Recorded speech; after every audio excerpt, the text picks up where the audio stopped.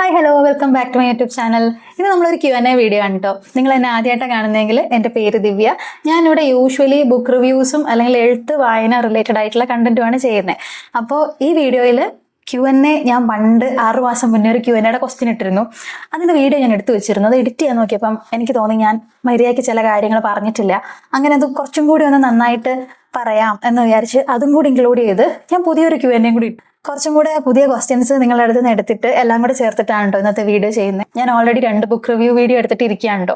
അപ്പം അതിനുശേഷം ഡ്രസ്സൊക്കെ ചേഞ്ച് ചെയ്ത് വന്ന് പുതിയ കോസ്റ്റ്യൂമിൽ എടുക്കാമെന്ന് വെച്ചിരുന്നതാ. പിന്നെ എനിക്ക് തോന്നുന്നു മടി വന്നു.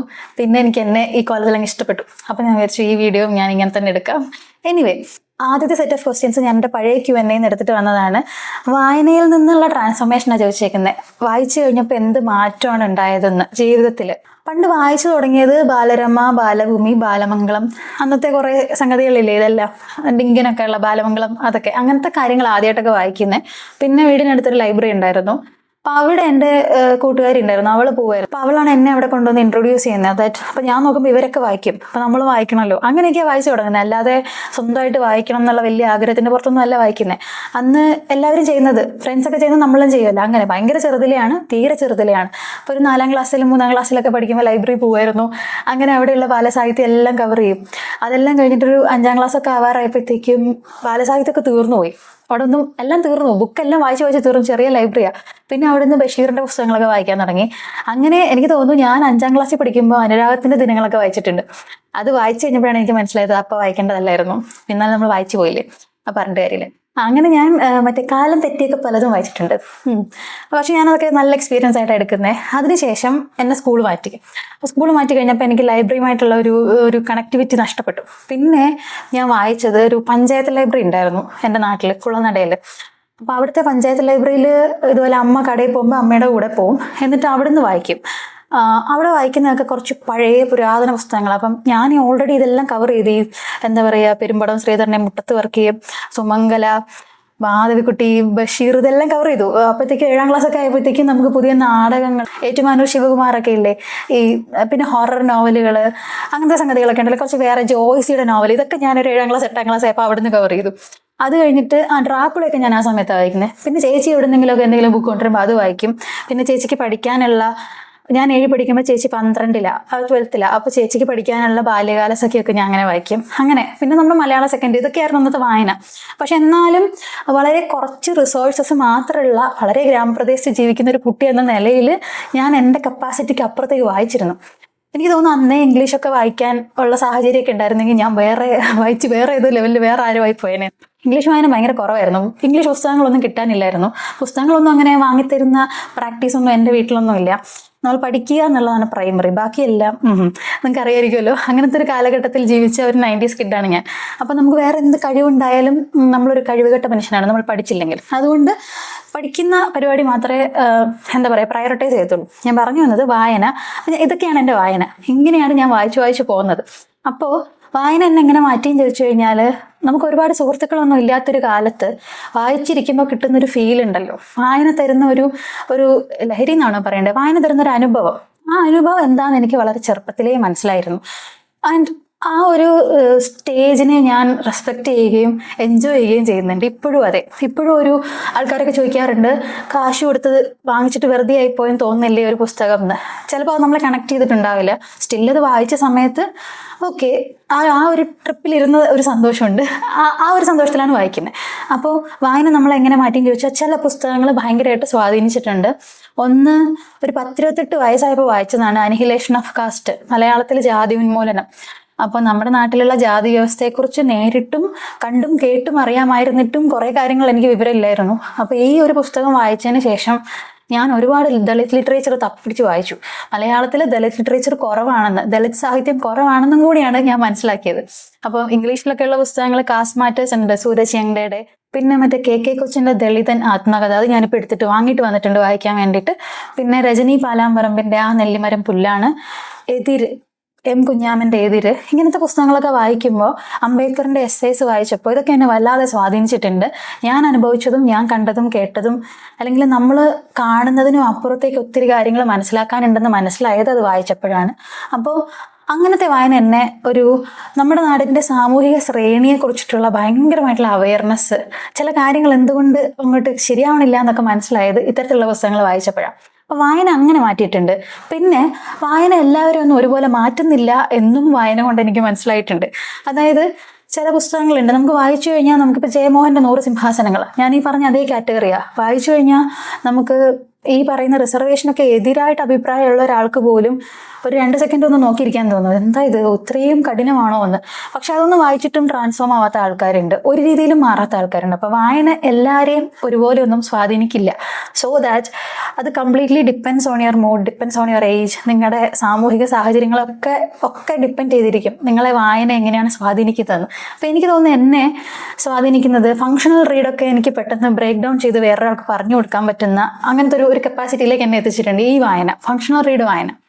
അല്ലാത്ത ഈ പറയുന്ന പോലെയുള്ള ദളിത് ലിറ്ററേച്ചർ അല്ലെങ്കിൽ സ്ത്രീകൾക്ക് സംഭവിക്കുന്ന പ്രശ്നങ്ങളെക്കുറിച്ചുള്ള വായന, സ്ത്രീപക്ഷ വായന, പുരുഷപക്ഷ വായന, അങ്ങനത്തെ പലതരം പക്ഷ വായന, രാഷ്ട്രീയം, വായനയിലുള്ള രാഷ്ട്രീയം, ഇതൊക്കെ എനിക്ക് കുറച്ചും കൂടി നന്നായിട്ട് എടുക്കാൻ പറ്റുന്നുണ്ട്. കുറച്ച് നാൾ കഴിഞ്ഞപ്പോൾ എന്തും വായിക്കാം, നമ്മുടെ അടുത്തൊന്നും ഡൈജസ്റ്റ് ആവാതെ പോവില്ല എന്നുള്ളൊരു കോൺഫിഡൻസ് ഒക്കെ വന്നു. ആ ഒരു സെൻസിൽ വായന ഭയങ്കര എൻജോയബിൾ ആണ്. ലെനയുടെ ഒരു പുസ്തകമല്ലേ ഓട്ടോബയോഗ്രഫി ഓഫ് ഗോഡ് എന്ന് പറഞ്ഞിട്ട്, ദൈവത്തിൻ്റെ ആത്മകഥ. അപ്പോൾ അതിൻ്റെ റിവ്യൂ ഞാൻ കുറച്ച് മുന്നേ ചാനലൊക്കെ തുടങ്ങിയ സമയത്ത് ചെയ്തിട്ടതാ. അപ്പോൾ അതിൽ ഈ അടുത്ത് കുറച്ച് കമൻസ് വരുന്നുണ്ട്, നിങ്ങൾക്ക് മനസ്സിലായില്ലെങ്കിൽ നിങ്ങൾ എന്തിനാ വീഡിയോ ചെയ്തതെന്ന് പറഞ്ഞിട്ട്. എനിക്കത് മൊത്തത്തിൽ മനസ്സിലായില്ല. ഇപ്പം ഞാൻ വായിച്ചു നോക്കി എന്താണെന്ന് എനിക്കറിയത്തില്ല, അന്ന് വായിച്ചപ്പോൾ എനിക്കത് മൊത്തത്തിൽ മനസ്സിലായില്ല. അപ്പോൾ എനിക്ക് മനസ്സിലായത് വെച്ചിട്ടാണ് ഞാൻ ആ വീഡിയോ ചെയ്തത്. അഗെയിൻ മുരളി ഗോപിയുടെ ഒരു പുസ്തകമുണ്ട്, എവിടെയോ ഉണ്ട്, സൈക്കാട്രിക് ദൈവം, സൈക്കഡലിക്, അങ്ങനത്തെ ഒരു 3 പേര് വരുന്നൊരു കഥകളുള്ള പുസ്തകം. ആ ബുക്കിന് ഫോട്ടോ അല്ല ഞാൻ ഇവിടെ കൊടുക്കാം, പേര് ഞാൻ പെട്ടെന്ന് മറന്നുപോയി. എനിവേ അതെൻ്റെ ഒരു ഫ്രണ്ട് വായിച്ചിട്ട് പറഞ്ഞു തരുമെന്ന് ചോദിച്ചിട്ട് എൻ്റെ തന്നതാണ്. അപ്പം ഞാൻ വായിച്ചിട്ട് എനിക്ക് മൊത്തത്തിൽ മനസ്സിലാവുന്നില്ല. അപ്പം ഞാൻ കുറച്ചെത്തിയപ്പോൾ നിർത്തി. കാരണം എനിക്ക് മനസ്സിലായി ഇതിങ്ങനെ വായിച്ചാൽ കിട്ടില്ല, ഇത് നോട്ട്സൊക്കെ എഴുതി വായിക്കണം. അപ്പോൾ പലതരത്തിലുള്ള വായനയാണ്. അപ്പോൾ അങ്ങനെയാണ് വായന നമ്മളെ എങ്ങനെ ട്രാൻസ്ഫോം ചെയ്തെന്ന് ചോദിച്ചു കഴിഞ്ഞാൽ, ഞാൻ വളർന്നു വന്നത് ഒരുപാട് റിസോഴ്സസ് ഒന്നും ഇല്ലാത്തൊരു സാമൂഹിക സാമ്പത്തിക സാഹചര്യത്തിലാണ്. വലിയ എഡ്യൂക്കേഷനോ അങ്ങനെ വലിയ സാമൂഹിക ക്യാപിറ്റലൊന്നും ഇല്ലാത്ത പേരൻസിൻ്റെ അടുത്തുനിന്നാണ്, ഒന്നുമില്ലായിരുന്നു. അപ്പോൾ അവിടെ നിന്ന് വളർന്നു വരാനായിട്ട് നമ്മളെ ഹെൽപ്പ് ചെയ്ത ഫണ്ടമെൻ്റൽ ആദ്യത്തെ സ്റ്റെപ്പ് എന്ന് പറയുന്നത് വായനയായിരുന്നു. അപ്പോൾ അങ്ങനെയാണ് നമ്മൾ ട്രാൻസ്ഫോർമേഷൻ്റെ നമുക്ക് അടുത്തടുത്ത സ്റ്റെപ്പ് കയറാൻ വേണ്ടി, ആദ്യത്തെ സോഷ്യൽ ലാഡർ എന്ന് പറയില്ലേ, സോഷ്യൽ ലാഡർ കയറാൻ വേണ്ടി നമുക്ക് ആദ്യത്തെ സ്റ്റെപ്പ് വെച്ച് കിട്ടണമല്ലോ. ഇപ്പോൾ ഇംഗ്ലീഷ് പഠിക്കണം, ഇംഗ്ലീഷ് എഡ്യൂക്കേഷനുള്ളൊരു മനുഷ്യന് കിട്ടുന്ന റെസ്പെക്റ്റ്, അയാളുടെ റീച്ച്, അയാളുടെ കണക്ടിവിറ്റി എന്താണെന്നുള്ള ബോധം. അപ്പോൾ അവിടെ വരെയൊക്കെ നമുക്ക് എത്തണമെങ്കിൽ ആദ്യത്തെ സ്റ്റെപ്പ് നമുക്ക് വെച്ച് കിട്ടണ്ടേ, ആ സ്റ്റെപ്പായിരുന്നു വായന. അപ്പോൾ അതാണ് ട്രാൻസ്ഫോർമേഷൻ്റെ കീ എന്നൊക്കെ പറയുന്നത്. ഇതൊരു ലോങ് വീഡിയോ ആയിരിക്കും തോന്നുന്നു, കാരണം ഞാനൊരു ക്വസ്റ്റ്യൻ ആൻസർ ചെയ്ത് കഴിയുമ്പോൾ തന്നെ കുറേ സമയം എടുക്കുന്നു. വേണമെങ്കിൽ ഷോർട്ടായിട്ട് പറയാം, പക്ഷേ ഒത്തിരി കാര്യങ്ങൾ ശരിക്കും പറയാനുണ്ട്. അടുത്തൊരു ചോദ്യം ഉള്ളത്, ഏറ്റവും ഇഷ്ടപ്പെട്ടതും ഇഷ്ടപ്പെടാത്തതുമായിട്ടുള്ള പുസ്തകം ഏതാണെന്നാണ്. ഇഷ്ടപ്പെട്ടതും ഇഷ്ടപ്പെടാത്തതും പെട്ടെന്ന് പറയാൻ പാടാ. ഇപ്പം എൻ്റെ പുസ്തകങ്ങളൊക്കെയാണ് എൻ്റെ ഫേവറേറ്റ്. വായനയിൽ എനിക്ക് കൂടുതൽ അറ്റുപോകാത്ത ഓർമ്മകളൊക്കെ പേഴ്സണലി ഞാൻ ചേർത്ത് വയ്ക്കുന്ന പുസ്തകങ്ങളാണ്. ഇഷ്ടപ്പെടാത്തതെന്ന് പറഞ്ഞ പുസ്തകങ്ങളെ പറയാൻ പാടാണ്. കാരണം പല പുതിയ പുസ്തകങ്ങളും ഇപ്പോൾ ചിലപ്പം വായിച്ചു കഴിയുമ്പോൾ നമുക്ക് ഒത്തിരി പ്രത്യേകിച്ചൊന്നും ഇല്ലല്ലോ എന്ന് തോന്നും. എന്നാലും എനിക്ക് മനസ്സിലാവുന്നത്, എനിക്കിപ്പം ഇഷ്ടപ്പെടായിക അല്ലെങ്കിൽ മെച്ചപ്പെടുത്താമായിരുന്നു തോന്നുന്ന കാര്യങ്ങൾ, ഇപ്പം അക്ഷരത്തെറ്റ് അല്ലെങ്കിൽ ഗ്രാമാറ്റിക്കൽ എറേഴ്സ്, ഇതൊക്കെ പബ്ലിഷറിന് വേണമെങ്കിൽ ചെയ്യാം. പൊളിറ്റിക്കൽ കറക്റ്റ്നെസ്സിൻ്റെ ഏരിയ ഉണ്ടല്ലോ, അത് എഴുത്തുകാരൻ്റെ ഉള്ളിലുള്ള രാഷ്ട്രീയം എന്താണോ അത് അങ്ങനെ പുറത്തു വരും. അതായത് ഇപ്പോൾ നിങ്ങളൊരു പുരുഷ വിരോധിയാണെങ്കിൽ, നിങ്ങളൊരു സ്ത്രീ വിരോധിയാണെങ്കിൽ, നിങ്ങളൊരു ഒരു തെരുവ് നായ വിരോധിയാണെങ്കിൽ, നിങ്ങളൊരു ആനപ്രേമിയാണെങ്കിൽ, അങ്ങനെ അതിൻ്റെ ഏത് വേരിയൻ്റ് ആണെങ്കിലും നിങ്ങൾ പോലും അറിയാതെ നിങ്ങളുടെ ക്യാരക്ടേഴ്സിനുള്ളിലൂടെ ചിലപ്പോൾ അത് ഗ്ലോറിഫൈ ചെയ്ത് പുറത്തു വരും. അത് ഗ്ലോറിഫൈ ചെയ്ത് പുറത്തു വരരുത്. നമുക്ക് വേണമെങ്കിൽ ഒരു ക്യാരക്ടറിനെ റേപ്പിസ്റ്റോ അല്ലെങ്കിൽ ഒരു ഭയങ്കര വൃത്തികേട് പറയുന്ന ഒരാളോ ആക്കാം, പക്ഷെ അത് ഗ്ലോറിഫൈ ചെയ്യരുത്. അങ്ങനത്തെ എഴുത്ത് കാണുമ്പോൾ എനിക്ക് ഭയങ്കര നിരാശ തോന്നാറുണ്ട്. അത് പുതിയ എഴുത്തുകാരുടെ കയ്യിൽ നിന്നും ഉണ്ടാകാറുണ്ട്. പൊളിറ്റിക്കൽ കറക്റ്റ്നെസ് പഴയ എഴുത്തുകളിൽ കാലഘട്ടം വൈസ് നോക്കുമ്പോഴേ ഉള്ളൂ പ്രശ്നം. ഇപ്പം നിങ്ങൾ നോക്കി അറിയാൻ പറ്റും, പണ്ടത്തെ പല എഴുത്തുകാരും തന്നെ അപ്പർ കാസ്റ്റ് എന്നൊക്കെ വന്ന ആൾക്കാരാണ്. അപ്പോൾ അവരെഴുതുന്ന കഥകളിൽ കൂടുതലും നായർ തറവാടുകളും അല്ലെങ്കിൽ സാമ്പത്തികമായിട്ട് ബുദ്ധിമുട്ട് അനുഭവിക്കുന്ന ആൾക്കാരെ കാണിച്ചാൽ പോലും അവർ സാമൂഹികമായിട്ട് മുകളിലായിരിക്കും. അപ്പോൾ കുറച്ച് താഴേക്കിടയിലുള്ള മനുഷ്യന്മാരെ വായിക്കണമെങ്കിൽ ആണെങ്കിൽ കുറച്ച് പാടായിരിക്കും. അല്ലെങ്കിൽ ആ ഒരു എഴുത്തുകാരൻ്റെ എഴുത്തുകളിൽ സാമൂഹികമായി താഴേക്കിടയിലുള്ള കഥകളിലുള്ള ആൾക്കാരുണ്ടാവില്ല. തകഴിയുടെയൊക്കെ തെണ്ടിവർഗ്ഗമുണ്ട്. തെണ്ടിവർഗ്ഗമൊക്കെ വളരെ സാമൂഹികമായി താഴേക്കിടയിൽ നിൽക്കുന്ന മനുഷ്യന്മാരെ കുറിച്ച് എഴുതിയിരിക്കുന്ന പുസ്തകമാണ്. എല്ലാ എഴുത്തുകാരും അങ്ങനെയല്ല. ഇപ്പോൾ ബഷീറിനെ നോക്കിക്കഴിഞ്ഞാൽ തന്നെ ദാരിദ്ര്യമുള്ള മുസ്ലിം വിഭാഗത്തിലുള്ള മനുഷ്യന്മാരെ കുറിച്ച് എഴുതിയിട്ടുണ്ട്. അപ്പോൾ ഈ വേരിയൻസ് നമുക്ക് കിട്ടണം ഒരു എഴുത്തുകാരൻ്റെ അടുത്ത് നിന്ന്. എല്ലാ മനുഷ്യന്മാരെയും എഴുത്തുകാരൻ കാണണം എന്നാണ് എനിക്ക് തോന്നുന്നത്. അപ്പോൾ പുതിയ ആൾക്കാർ എഴുതുന്ന ആൾക്കാരുടെ അടുത്തേക്ക് വരുമ്പോൾ, ഫോർ എക്സാമ്പിൾ ഇപ്പോൾ അഖിൽ പി ധർമ്മജൻ്റെ ആദ്യ പുസ്തകമാണ് ഓജോ ബോർഡ്. അപ്പോൾ ഓജോ ബോർഡ് അദ്ദേഹത്തിൻ്റെ വളരെ ചെറുപ്പത്തിൽ അദ്ദേഹം എഴുതിയ പുസ്തകമാണ്. ഇന്ന് ഇപ്പം ഞാൻ അന്ന് എഴുതുവാണെങ്കിലും ചിലപ്പോൾ ഞാനും അങ്ങനെ ആയിരിക്കും എഴുതുക. ഇന്ന് ഞാനത് വായിക്കുമ്പോൾ എനിക്ക് തോന്നുന്നത് അതിൽ ഒരു പർട്ടിക്കുലർ ഒരു വീട്ടിൽ കുറേ ആൾക്കാർ വന്ന് താമസിക്കുന്നതാണ്. അവിടെ എപ്പോഴും ചായ ഉണ്ടാക്കാനും ഭക്ഷണം ഉണ്ടാക്കാനും പോകുന്ന സ്ത്രീകളാണ്. അതായത് ഒരു 22-24 വയസ്സിനിടയിൽ പ്രായമുള്ളൊരു ആൾക്കാരുടെ ഗ്യാങ്ങാണ്. 5, 6, 7, 8 പേരുണ്ട്. അതിൽ നിന്ന് 2-3 പെൺകുട്ടികളാണ്. ഇവരാണ് എപ്പോഴും ഫുഡ് ഉണ്ടാക്കാൻ പോകുന്നത്. അപ്പം ആ കണ്ടീഷനിങ് ഉണ്ടല്ലോ, ദാറ്റ് വിമൻ എപ്പോഴും കുക്ക് ചെയ്യണം, മെന്ന് വണ്ടി ഓടിക്കണം, അങ്ങനത്തെ കാര്യങ്ങളുണ്ടല്ലോ. അപ്പോൾ അതൊക്കെ ബ്രേക്ക് ചെയ്യാൻ നമ്മൾ 2025 നിൽക്കുമ്പോൾ മേ ബി അടുത്ത എഡിഷൻസിലേക്ക് വേണമെങ്കിൽ കറക്റ്റ് ചെയ്യാം. അല്ലെങ്കിൽ ഇപ്പോൾ 2025 എന്നല്ല, ഒരു 10 വർഷം അല്ലെങ്കിൽ 5 വർഷം ബാക്കെങ്കിലും ഈ ചിന്ത നമുക്ക് വരേണ്ടതാണ്. അപ്പോൾ അങ്ങനത്തെയൊക്കെ വായിക്കുമ്പോൾ പുസ്തകം മോശമാണെന്നോ എഴുത്തുകാരനെ ക്രിട്ടിസൈസ് ചെയ്ത് മോശമാണെന്നോ പറയല്ല. ഇങ്ങനത്തെ കാര്യങ്ങളുടെ എക്സ്ട്രീം സാധനങ്ങൾ ഞാൻ പുതിയ എഴുത്തുകളിൽ ഒത്തിരി കാണാറുണ്ട്. ചില എഴുത്തുകാരോട് പറയുമ്പോൾ അവർ തീരെ എടുക്കാറില്ല. അതായത് ഇപ്പോൾ ഒരു ക്യാരക്ടറിൻ്റെ പേരിൻ്റെ അറ്റത്ത് ഒരു ജാതിവാലിൻ്റെ ആവശ്യകത ഇല്ലെങ്കിൽ അത് ഉപയോഗിക്കേണ്ടതില്ല എന്നുള്ള കാര്യം പറയുമ്പോൾ അത് അവരുടെ ചോയ്സാണ്. അവർ ഈ പേരാണ് ഇടുന്നത് എന്ന് അവർ ഉറപ്പിച്ച് പറയും. എന്തുകൊണ്ട്? അപ്പം അതുകൊണ്ട് എന്താ ഉദ്ദേശിക്കുന്നത്? നമ്മുടെ ഇപ്പോൾ മെയിൻ ക്യാരക്ടറിന് ഈ നിറം വേണം, ഈ പൊക്കം വേണം, ഈ ജാതി വേണം എന്നൊക്കെ നമ്മൾ ഡിമാൻഡ് ചെയ്യുമ്പോൾ നമ്മുടെ എല്ലാ ക്യാരക്ടേഴ്സും ഒരേ ഈ പറയുന്ന എന്താ പറയുക, ഹിന്ദി സിനിമയിലൊക്കെ ശ്രദ്ധിച്ചിട്ടില്ലേ നിങ്ങൾ? നായികമാരെല്ലാം ഒരേപോലെയാണ്. ഇപ്പോൾ മലയാള സിനിമയിലുള്ള പോലെ ഒന്നുമല്ല. നമുക്ക് എല്ലാ ഫോമിലുള്ള ആൾക്കാർ വേണം, എല്ലാ നിറത്തിലും, എല്ലാ തടിയിലും, എല്ലാ പൊക്കത്തിലും ഡിഫറെൻ്റ്ലി ഏബിൾഡ് ആയിട്ടുള്ള മനുഷ്യന്മാർ വേണം. അപ്പോൾ അല്ലെങ്കിൽ അവരുടെ മാത്രം കഥയാക്കി കളയും. നിങ്ങൾ ശ്രദ്ധിച്ചിട്ടില്ലേ? അതായത് ഇപ്പോൾ ഒരു ബ്ലൈൻഡ് ആയിട്ടുള്ള നായകനാണെങ്കിൽ നായകൻ ബ്ലൈൻഡ് ആണെന്നുള്ള ഫോക്കസോട് കൂടിയാണ്. പക്ഷെ ആ കോമണാലിറ്റിയിൽ അത് ഉണ്ടാവില്ല. അങ്ങനെയല്ല. ഒരു നാട്, കുറച്ച് ബന്ധുക്കൾ, അല്ലെങ്കിൽ ഒരു കവല, ഇതൊക്കെ കാണിക്കുമ്പോൾ അതിനകത്ത് എല്ലാ ടൈപ്പ് ആൾക്കാരും വേണം. കാല് വയ്യാത്ത ഒരാൾ വേണം, അല്ലെങ്കിൽ ഈ പറയുന്ന മാതിരി ഒന്നിലധികം ഭാര്യമാരുള്ള ഒരാൾ വേണം. ഇങ്ങനത്തെ പല കോമ്പിനേഷൻസ് വേണം. അങ്ങനത്തെ എന്ത് കോമ്പിനേഷൻ, അപ്പം അങ്ങനത്തെ കോമ്പിനേഷനൊന്നും വേറെ എഴുത്തുകാരൻ്റെ തലയിലേക്ക് വരുന്നില്ലെങ്കിൽ നമ്മൾ സോഷ്യലി ഭയങ്കര കണ്ടീഷൻഡാണ്. അപ്പോൾ ആ പൊളിറ്റിക്കൽ കറക്റ്റ്നെസ്സും സോഷ്യൽ കണ്ടീഷനിങ്ങും ആ സംഗതി ഉണ്ടല്ലോ, അത് തീരെ പരിഗണിച്ചിട്ടില്ലാത്ത എഴുത്തുകൾ കാണുമ്പോൾ എനിക്ക് ഭയങ്കര നിരാശ തോന്നാറുണ്ട്. അതർവൈസ് ഇഷ്ടപ്പെടാത്തതെന്ന കാറ്റഗറി ഒന്നുമില്ല. പിന്നെ ഒരു ചോദ്യം എങ്ങനെ വായനയിലേക്ക് വന്നു എന്നാണ്. അത് ഞാൻ ഓൾറെഡി ആൻസർ ചെയ്തു എന്ന് തോന്നുന്നു, ചെറുപ്പത്തിലൊക്കെ എങ്ങനെ വായിച്ചു തുടങ്ങിയെന്ന്. അപ്പോൾ അതുകൊണ്ട് നമുക്ക് ആ ചോദ്യം സ്കിപ്പ് ചെയ്യാം. ഞാൻ ഓൾറെഡി ആൻസർ ചെയ്തു എന്നാണ് എൻ്റെ ഒരു വിശ്വാസം. പിന്നെ നിങ്ങൾ ഒരുപാട് പേര് റീഡിങ് റൈറ്റിംഗ് കമ്മ്യൂണിറ്റിയെ കുറിച്ച് ചോദിക്കുന്നുണ്ടല്ലോ. അപ്പോൾ ഞാൻ ട്രിവാൻഡ്രത്തായതുകൊണ്ട് തന്നെ എനിക്കറിയാവുന്ന ഒരു റീഡിംഗ് അല്ലെങ്കിൽ റൈറ്റിംഗ് കമ്മ്യൂണിറ്റി എന്ന് പറയുന്നത്, റീഡിംഗ് കമ്മ്യൂണിറ്റി ഒന്ന് ട്രിവാൻഡ്രം റീഡ്സ് ആണ്. ശനിയാഴ്ചകളിൽ മ്യൂസിയത്തിൽ, നേപ്പിയർ മ്യൂസിയത്തിൽ രാവിലെ 8 തൊട്ട് 11 വരെയുള്ളൊരു വന്നിരുന്ന് വായിക്കുന്ന ഒരു ഓഫ്ലൈൻ കമ്മ്യൂണിറ്റിയാണ്. അതിന് വാട്സപ്പ് ഗ്രൂപ്പ് അങ്ങനെയൊന്നുമില്ല. ഇൻസ്റ്റഗ്രാം ഹാൻഡിലുണ്ട്. അതർവൈസ് നമ്മൾ രാവിലെ മ്യൂസിയത്തിലേക്ക് വരിക, അവിടെ ഇരുന്ന് എല്ലാവരും കൂടെ വായിക്കുക, ഒരു ചായ കുടിച്ച് പിരിയുക, അത്രേ ഉള്ളൂ. മഴയാണെങ്കിൽ കനകക്കുന്നിൽ നിശാഗന്ധി ഓഡിറ്റോറിയത്തിലായിരിക്കും. വേറെയും റീഡിംഗ് കമ്മ്യൂണിറ്റികൾ എനിക്ക് തോന്നുന്നു നെടുമങ്ങാട് റീഡ്സ് അങ്ങനെ ഇതൊക്കെ തുടങ്ങിയിട്ടുണ്ടെന്ന് തോന്നുന്നു. വേറെ അല്ലാതെ നോക്കിക്കഴിഞ്ഞാൽ ഇപ്പോൾ കൊച്ചി റീഡ്സ് ഉണ്ട്, തൃശ്ശൂർ റീഡ്സ് ഉണ്ട്, കോഴിക്കോട് റീഡ്സ് ഉണ്ട്, അങ്ങനെ പല സ്ഥലങ്ങളിലും ഉണ്ട്. അപ്പോൾ നിങ്ങൾ നിങ്ങളുടെ ലോക്കൽ ഏരിയയിൽ അന്വേഷിക്കുക, അല്ലെങ്കിൽ ഇൻസ്റ്റഗ്രാമിലൊക്കെ ഒന്ന് കയറി തപ്പി നോക്കുക, ഒരു മെസ്സേജൊക്കെ ഇടുക. അപ്പോൾ നിങ്ങൾക്ക് മനസ്സിലാവും. അത്യാവശ്യം ആക്റ്റീവായിട്ടുള്ള ഒത്തിരി ഗ്രൂപ്പുകളുണ്ട്.